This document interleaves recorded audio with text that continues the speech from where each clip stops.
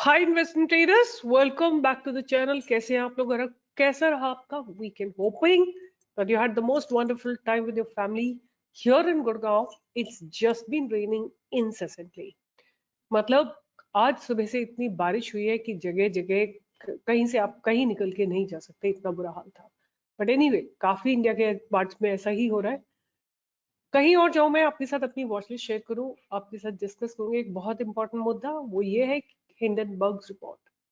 Hindenburg report के हिसाब से कि सेबी चीफ माधुरी पुरी बच और उनके हस्बैंड का जो अदानी ग्रुप के साथ रिलेशन है, या फिर वो ब्लैकस्टोन का जो उनका पार्टनरशिप है, या जो भी, मेरे को बहुत डिटेल में इतनी बात नहीं पता है, मगर ये पता है कि Hindenburg is trying to attack Madhuri Puri Buch and her family and their connection with Adani Group, and also how they have used the position of being a SEBI chief to use and formulate the rules of REITs, which is real estate investment basically. So मेरा question ये सब नहीं है, जो Hindenburg की report है ये भी नहीं है। मेरा क्वेश्चन ये है कि how much effect will this have on Indian stock market, ये मेरा क्वेश्चन है और आप लोगों का कंसर्न है। तो लेट मी टेल यू, मेरे हिसाब से कोई बहुत इफेक्ट नहीं पड़ेगा। रीजन, जो बात हो रही है वो हो रही है 10 मिलियन यूएस डॉलर्स की, विच इज रफली अबाउट 80-85 करोड़। इतना पैसा हम बात कर रहे हैं जहां पे trillions of money is traded every single day. I don't think so. It's going to be a big mudda. It's going to affect the market in a massive way. Yet, market is at the lifetime high. We got to be careful. That can be an issue, but this can't be an issue. कि SEBI chief has a connection with Adani. They have yet to prove. जो माधवी पुरी बच है, इन्होंने अपने सारे documents भी दिए हैं, but yet Hindenburg is insisting and saying that they have some other proofs as well. Anyway, ये सब मार्केट में चलता रहेगा और चलता रहता है और चलता रहेगा। हम लोग बात करेंगे कि मेरे रडार पे कौन कौन से स्टॉक एफएनओ के रहने वाले हैं जिनमें स्ट्रेंथ आई है। लेट मी टेल यू कि हिंडनबर्ग ने जब अदानी फोकस रिपोर्ट दी थी तब अदानी स्टॉक्स गिरे थे। एक बार देख लेते हैं कि कितने गिरे थे और अब कहाँ खड़े हुए हैं, क्योंकि उससे हमको पता लग जाएगा कि what exactly was the effect of Hindenburg report उसके बाद। और ये बहुत बहुत सीरियस इशू था। This is just about $80-85, right? उसमें क्या फर्क होने वाला है, आई रियली डोंट अंडरस्टैंड। आप देख सकते हो कि लास्ट ईयर जब हिंडनबर्ग की रिपोर्ट आई थी, ऑलमोस्ट गिर के रिकवर हो चुका है अदानी स्टॉक जहां पे था, right? Adani power has in fact bounced back much higher, right?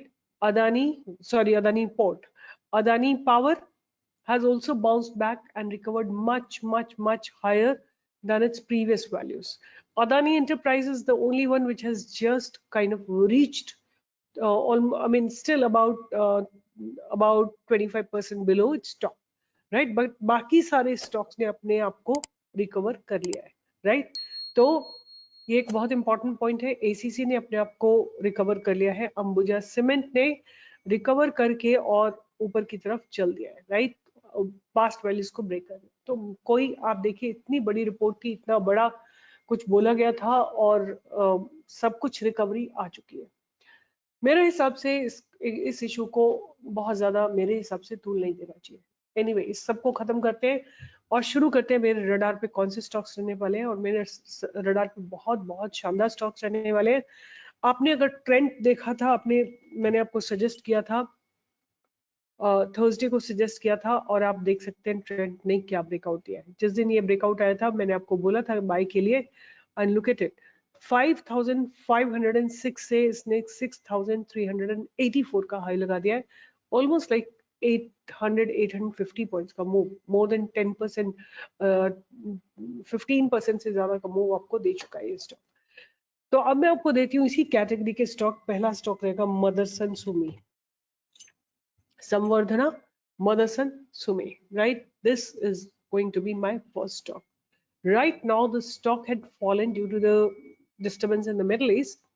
Recover कर चुका है और अब इसमें बाइंग की अपॉर्चुनिटी आपको 189 के ऊपर आती हुई दिखाई देगी। ये पास्ट बैरियर जो ये open equal to high candle है, अगर जैसे क्रॉस होगी आपको एक मूवमेंट टुवर्ड्स 193 198 आता हुआ डेफिनेटली मिलेगा। 200 का एक स्ट्रॉन्ग बैरियर रहेगा, अगर 200 क्रॉस कर जाते हैं तो 205 206 के टारगेट्स आपको देखने को मिल सकते हैं। आपका स्टॉप लॉस रहेगा 180 का। उसके बाद जो नेक्स्ट स्टॉक मेरे रडार पे है वो है मुथूट फाइनेंस। मुथूट फाइनेंस को भी आप रडार पे रख सकते हैं और ये स्टॉक जो है अपने लाइफ टाइम हाई के आसपास खड़ा हुआ है, राइट। और नीचे से 2 बार इसमें पुश आए, जब भी ये नीचे गिरा है massively, buyers have brought it in and moved it in the upper direction। 1895 के ऊपर आपको एक बाइंग की अपॉर्चुनिटी मिलेगी। आपका स्टॉप लॉस रहेगा 1840 का और आपके टारगेट्स रहेंगे 1940 1980 2000 2030 2080। ये सारे टारगेट्स आपको आते हुए दिखाई दे सकते हैं एक महीने के अंदर। डू नॉट एक्सपेक्ट टुमारो, कल ही हो जाएगा, ऐसा कुछ नहीं होगा। उसके बाद जो नेक्स्ट स्टॉक मैं आपको अभी कल परसों भी दे रही थी, डिक्सन टेक्नोलॉजी। डिक्सन टेक्नोलॉजी अभी भी इसमें स्ट्रॉन्ग बिल्डअप्स है। आप देख सकते हैं कि धीरे धीरे प्राइस ऊपर की तरफ ही शिफ्ट हो रहा है, राइट। धीरे धीरे प्राइस ऊपर की तरफ ही शिफ्ट हो रहा है और जैसे ही ये स्टॉक अपने पास्ट बैरियर विच इज 11,760 के ऊपर क्लोजिंग देगा, आपको इसमें जो है 12,600 के टारगेट्स आपको आते हुए जरूर दिखाई देंगे, राइट। और अगर वो सारे बैरियर्स क्रॉस हो जाते हैं, मतलब पास्ट बैरियर्स सारे क्रॉस हो जाते हैं विच इज 12,850 875, तब आपको इसमें 1300 13,200 13,300 13,500 1400 ये सारे टारगेट्स आपके आते हुए जरूर दिखाई देंगे डिक्सन टेक्नोलॉजीज में। उसके बाद जो मुझे स्टॉक बहुत अच्छा लग रहा है वो अच्छा लग रहा है बजाज ऑटो। बजाज ऑटो में भी बहुत अच्छे बिल्डअप्स हो रहे हैं, as I have been telling you for a very long time. But कई लोग आप इसमें घबरा गए होंगे जब ये बुरी तरह गिरा था स्टॉक, राइट, 23 जुलाई को in the budget, but immediately bounce back और वहीं पे इसने अपनी स्ट्रेंथ को दिखा दिया था। अब अगर ये स्टॉक 9,842 को क्रॉस करता है तो आपको इसमें 10,000 के टारगेट्स जरूर आते हुए दिखाई देंगे और 10,000 क्रॉस होते ही 10,200 10,400 ये सारे टारगेट्स आपको आते हुए दिखाई देंगे और स्टॉप लॉस आपका रहेगा कुछ 9,620 का। कल फ्राइडे के कैंडल का लो आपका स्टॉप लॉस रहने वाला है। तो अब दो स्टॉक्स जो मेरे रडार पे हैं और मुझे बहुत बहुत शानदार डेवलपमेंट होते हुए दिख रहे हैं, आप ध्यान रखिएगा मेरे वर्ड्स को, right. Every dip is going to be an opportunity for investment. पहला स्टॉक रहेगा नौकरी। नौकरी में आप देखिए ये इस तरह से डेवलपमेंट हो रहे हैं, right. The price is shifting in the upward direction. लगातार प्राइस जो है ऊपर की तरफ शिफ्ट हो रहा है, राइट। और अब ये स्टॉक जो है गिरता है, जब मार्केट गिरता है तो डेफिनेटली गिरता है। ऑन दिस डेट 2 अगस्त वॉल्यूम्स आए हैं। अगर ये stock earning seems to have come and the earnings have come well, अगर ये 7,330 के ऊपर चला जाता है स्टॉक, तो आपको इसमें ऊपर की तरफ 7,500 7,600 7,700 7,800 ये टारगेट्स आपको आते हुए जरूर दिखाई देंगे। आपका स्टॉप लॉस रहने वाला है 6,970। और लास्ट स्टॉक जो मुझे बहुत बहुत ज्यादा अच्छा लग रहा है वो है कोरोमंडल। कोरोमंडल इंटरनेशनल जो है वो मुझे बहुत अच्छा लग रहा है। आप देखेंगे मैंने आई थिंक इसको थर्सडे को भी आप लोगों को दिया था और ये जो बिल्डअप्स है ना बहुत बहुत स्ट्रांग है।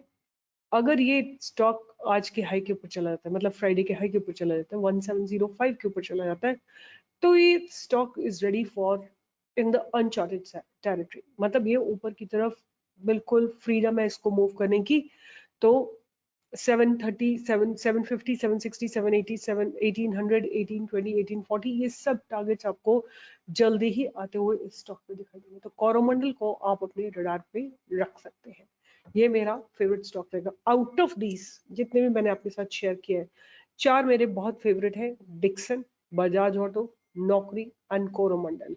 मार्केट की उतार चढ़ाव के साथ ये स्टॉक्स भी ऊपर नीचे जाते रहते हैं, बट जो इनका टेक्निकल सेटअप बन रहा है, जो प्राइस एक्शन बन रहा है, जो डिलीवरी परसेंटेज आ रही है, जो चार्ट पैटर्न्स बन रहे हैं, जो प्राइस एक्शन बन रहे हैं, उनसे यही पता लगता है कि आने वाले दिनों में ये ऊपर चलेंगे। बट मार्केट जब गिरता है तो इन सब में थोड़ा थोड़ा सा प्रॉफिट बुकिंग आती है।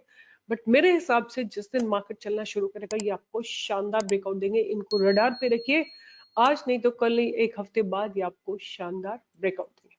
With this, I'll be signing off. Take care. Bye bye and see you in the live market tomorrow from 11 to 12.